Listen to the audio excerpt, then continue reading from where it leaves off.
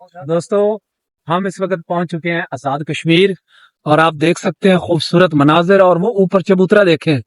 Oh my God, पहाड़ की चोटी के ऊपर चबूतरा। और हम इस वक्त मौजूद हैं आजाद कश्मीर में। और ये रोड जाता है मंगला डैम की तरफ। हम आपको वहां भी लेके जाएंगे। और अभी हमारी जो मंजिल है वो है गड़ी खुदा बख्श, मेरे जो दिल के करीब है, बाबों से प्यार करने वाला ये अताउल्ला आती हाथ जा रहा है पीर मोहम्मद बख्श के मज़ार पे। आप देख सकते हैं आज़ाद कश्मीर का ये खूबसूरत व्यू और एंट्रेंस।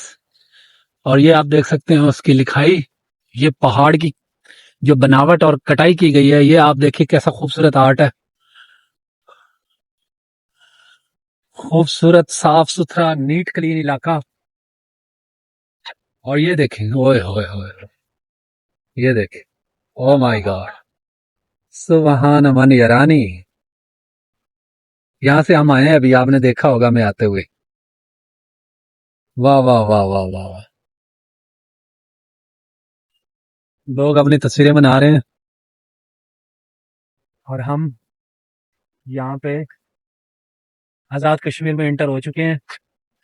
ये फैसल मुमताज राठौर साहब हैं, कोई यहाँ के वजीर आजम साहब हैं जनाब। वजीर आजम हुकूमत रियासत जम्मू कश्मीर के वजीर आजम है।